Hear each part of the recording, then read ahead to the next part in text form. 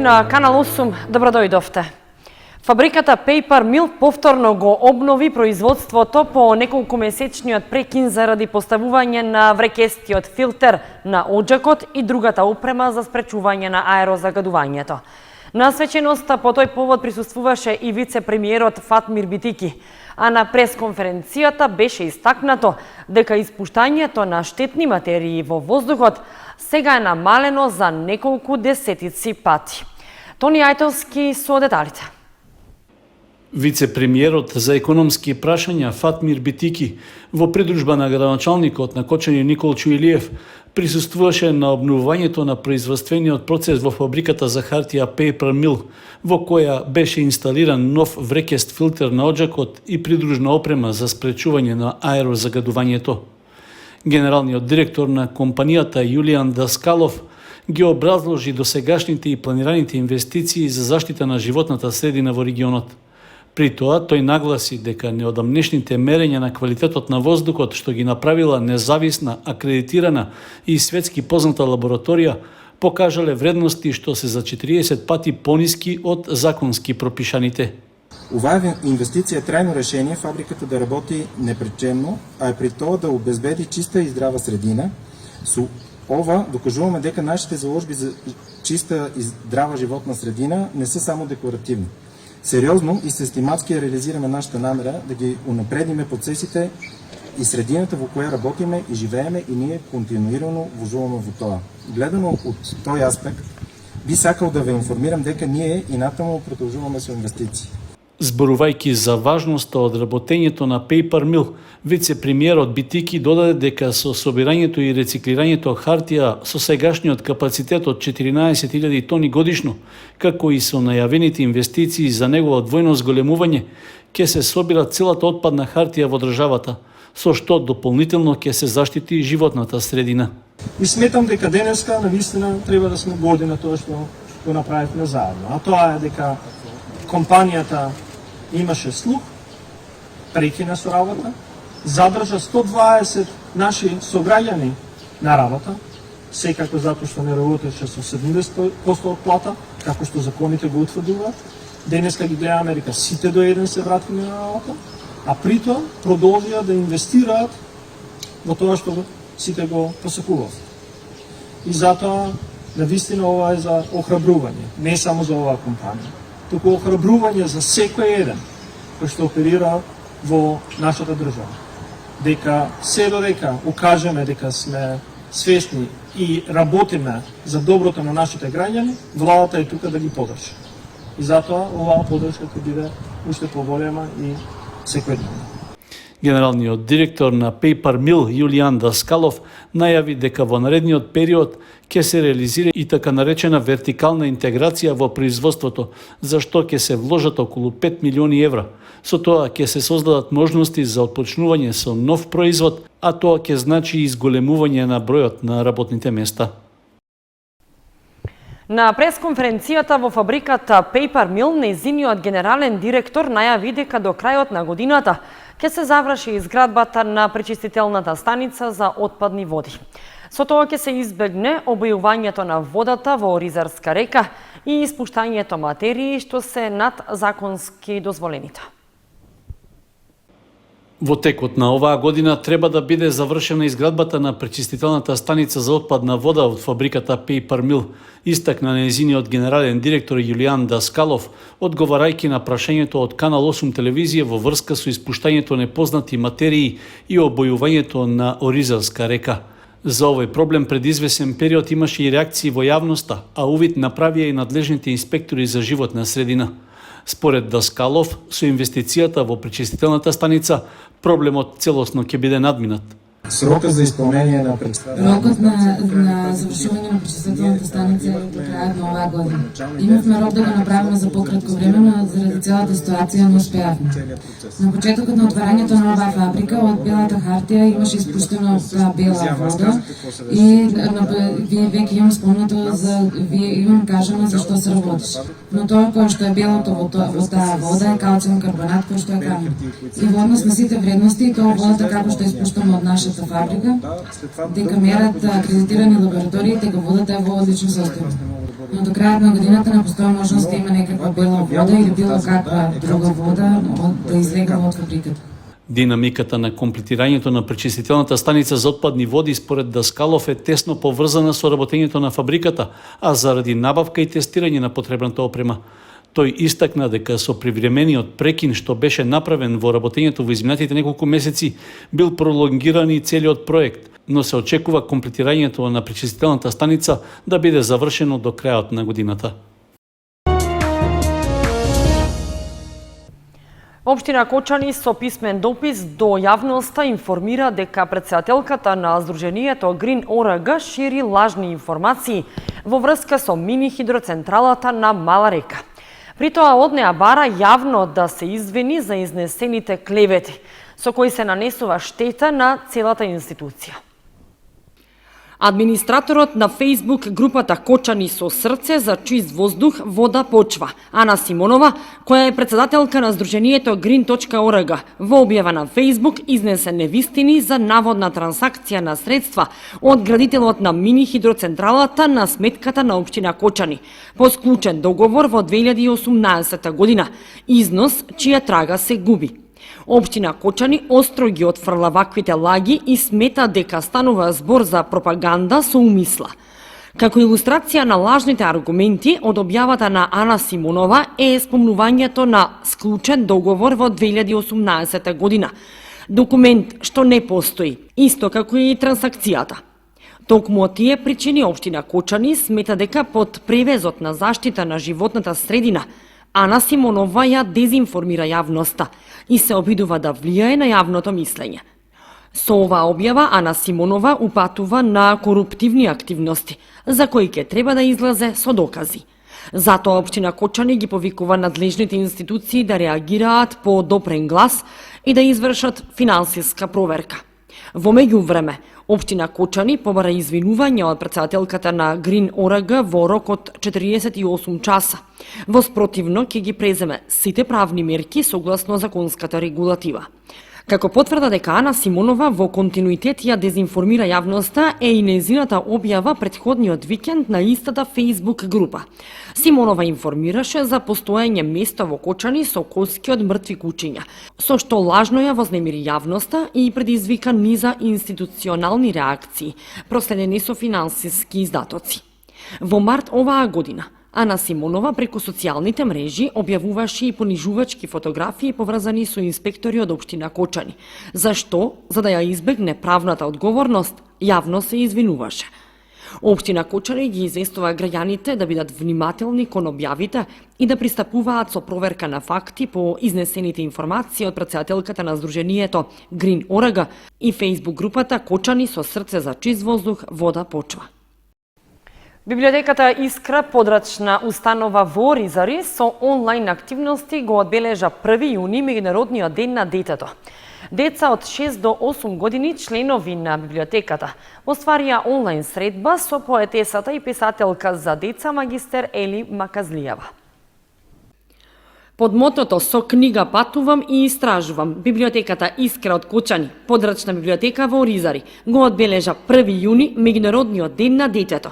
По тој повод, библиотеката со деца од 6 до 8 години, членови на установата, реализираше онлайн средба со магистер Ели Маказлијева, поетеса и писателка за деца. Децата имаа несекојдневна можност да се запознаат со неа и да ја прашаат за се што ги интересира, а научија и зошто и како во светот се одбележува Меѓународниот ден на детето. На 1 јуни се одбележува Меѓународниот ден на детето. Идејата за прославување на овој празник потекнува од далечната 1926 година, кога на Генералната конференција за благосостојба на децата, која се одржувала во Женева, кинескиот генерален конзул предложил 1 јуни да биде Меѓународен ден на детето. Овој празник официјално е прогласен за Меѓународен ден на детето во 1949 година. Прв пат е прославен во 1950 година и го прославиле 51 земја ширум светот. Ние го прославивме на тој начин што направивме едукативна работилница со деца од 6, 7 и 8 години, членови на нашата библиотека. Под мотото со книгата патувам и истражувам.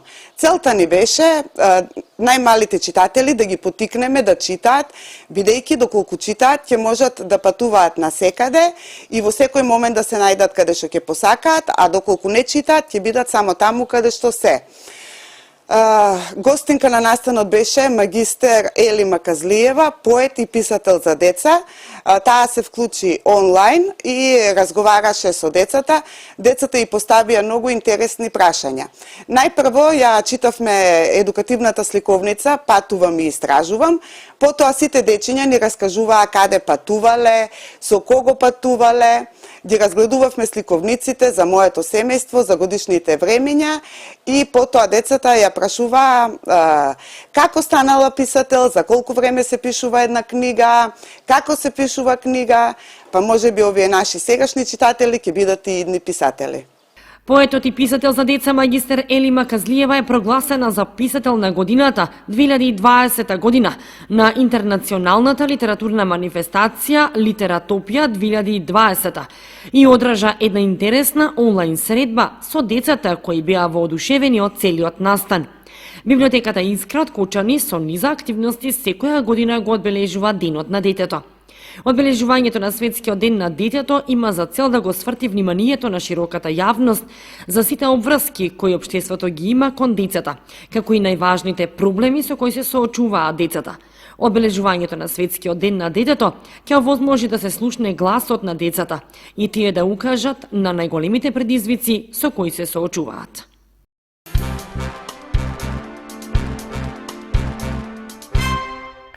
Карикатуристот Ленче Стоименова од населбата Оризари со нова книга пред своите љубители на карикатурата и афоризмите.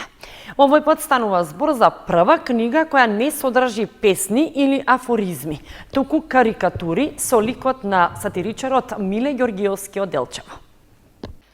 Безобразно голем е насловот на книгата Карикатури на авторката Ленче Стоименова од населбата Оризари Кочанско, која што ќе биде промовирана во Делчево. Промоцијата ќе се одржи в четврток на 3 јуни во 13 часот и 30 минути во фоајето на спомен домот Асном во Делчево. Промоцијата се реализира со поддршка на општина Делчево и националната установа Центар за култура Никола Јонков Вапцаров во Делчево. Книгата содржи 32 карикатури, а истата е направена со посвета, како подарок за пензионирањето и 64-тиот роден ден на сатиричарот Миле Ѓоргиовски од Делчево. Нашето пријателство со пријателот Миле Ѓоргиовски од Делчево трае многу одамна. А не поврза некако афоризмот, и тој е афористичар и јас сум афористичарка. Долги години цртам карикатура, па некако ми неговиот лик беше многу лесен за цртање. Дури се и обидов еднаш со врзани очи да нацртам карикатура, беше успешно до некаде. Еве, ова е нова книга, 10-та поред моја книга, а прва книга со карикатури. Насловот е Безобразно голем, сакајќи да го опишам Миле Ѓоргиовски, нашиот па и светски сатиричар, како многу голем човек, голема душа, голем автор и се големо. Но не само големо, овде станува збор за безобразно големо, зашто Миле е и таков. Книгата содржи 32 карикатури, на кои е представен или нацртан токму ликот на Миле. Во разни згоди, незгоди, секојдневни, еротски, такви, онакви, секакви. Значи, треба да се дојде на промоција и да се види се што содржи оваа книга, ќе биде забавно, бидејќи ќе биде пропратено и со афоризми, и со малку поезија. Ленче Стоименова е карикатурист, афористичар и поет од Оризари. Има објавувано доста карикатури во Остен, Трудбенек и во локалните весници во Кочани. Соработува со повеќе портали за афоризам и карикатура на просторите на поранешна Југославија, а учествувала на голем број фестивали за карикатура ширум светот. Рецензент на книгата што ќе биде промовирана во Делчево е светски познатиот карикатурист Миро Георгиевски од Скопје. А во средувањето на книгата и незини корекции учествуваат Христина Деолска од Делчево, Миле Георгиевски, Васил Маневски и Крум Николовски. Издавач е Орион од Делчево, а печати Унистар Велес. Стоименова подготвува уште многу книги со афоризми и сатира. Танцување на дистанца и мерење температура се дел од протоколите кои беа објавени од страна на владата, а кои се однесуваат за одржување свадби. Владата го донесе протоколот за организирање свадби, прослави и веселби, со цел да ја уреди одлуката со која се дозволува организирање свадби, прослави и веселби на отворен простор, односно летни тераси до максимум 100 лица, а не повеќе од 50% од капацитетот на просторот. Владата ги прифати препораките на Комисијата за заразни болести за олеснување на рестриктивните мерки кои беа донесени за спречување на пандемијата со COVID-19, а што се однесува за организирање прослави и свадби. Меѓу нив се дека ќе има танцување на дистанца и мерење на температура на гостите. Поточно, пред гостите да влезат во локалот, каде треба да се одржува свадбената прослава, задолжително ќе треба да ги дезинфецираат рацете и на секој гостин треба да му се измери температура. Гостите не смее да се ракуваат и гушкаат со младоженците и помеѓу нив со останатите присутни на забавата. Од владата денеска потврдија дека жива музика ќе има само на свадбените прослави, но под услов бендот да е поставен најмалку 5 метри од масите на кои има гости. Младоженците мора да достават список на гости кои може да бидат легитимирани од менеджментот на локалот каде се одржува веселбата, а свадбата мора да биде пријавена во угостителската комора каде членува ресторанот. Оро и слични танци не смее да има. Може да се игра на подиум, ама на дистанца. Одлуката на владата да може жива музика само на свадби, а не и во кафе-баровите, пабовите и останатите ресторани, ги налути музичарите. Доколку не ја променат оваа одлука и не им биде овозможено да свират во сите угостителски објекти, се заканија дека во петок ќе излезат на протест. Објектот во кој се организира свадба мора да биде отворен од 3 страни, за да ги задоволи превентивните мерки и протоколи на надлежните. Вчера угостителите напоменаа дека од 150 регистрирани објекти за свадбени прослави, само неколку би ги задоволиле критериумите кои ги бараат од владата. За сега не е дозволено да се слави во затворениот дел од локалите. Доколку гостите влезат во тој дел, задолжително мора да носат заштитна маска. Од индустријата за организирање на бизнис настани, семинари и конференции се пожалеа дека од најавената помош од 2 милиони евра во април за сега немаат добиено ништо.